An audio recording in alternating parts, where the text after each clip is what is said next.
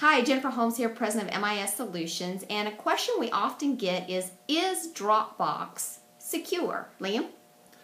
So I think we have to understand that Dropbox is a public environment. It's really designed for you to be able to share very large files, things that wouldn't be able to normally fit through email because there's typically a 5 or 10 meg limit. So if you have a large file, a video or music, or maybe it's a large PDF that you need to be able to get from point A to point B, then you can use a service like Google Docs, or you can use a service like Dropbox to be able to facilitate that.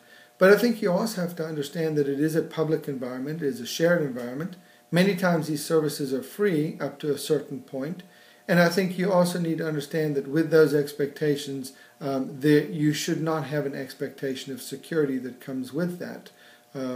There have been issues with Dropbox as an example of this, where they have had data stolen. So I would say to you, in terms of compliance, if you're trying to send something that would be governed by things like PCI or HIPAA, SOX, SARbox, or high-tech, then you want to make sure you're not using services like Dropbox in order to be able to deliver those, because it isn't a compliant solution in order to be able to send that kind of information.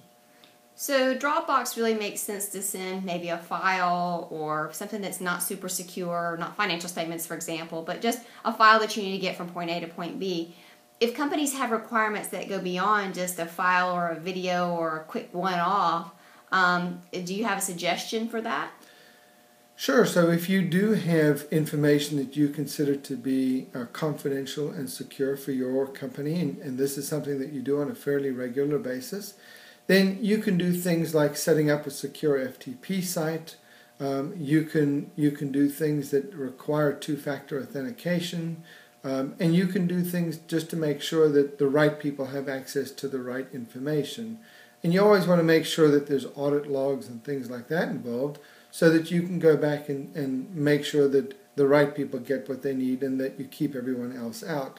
It's when you get these things in a public domain, like you do with Dropbox, you don't have any logs to look at. You're really at the mercy of the technology that they're providing. But really, Dropbox, in this example, wasn't designed in order to be able to share confidential information. So I think you just have to keep that in mind and use the right tool to do the right thing. Yeah, so in summary, I would just say consider the information that you're sending, consider the source, and then find the appropriate vehicle, secure or not, for your need. So if you have further questions about transferring files, don't stress. Call MIS.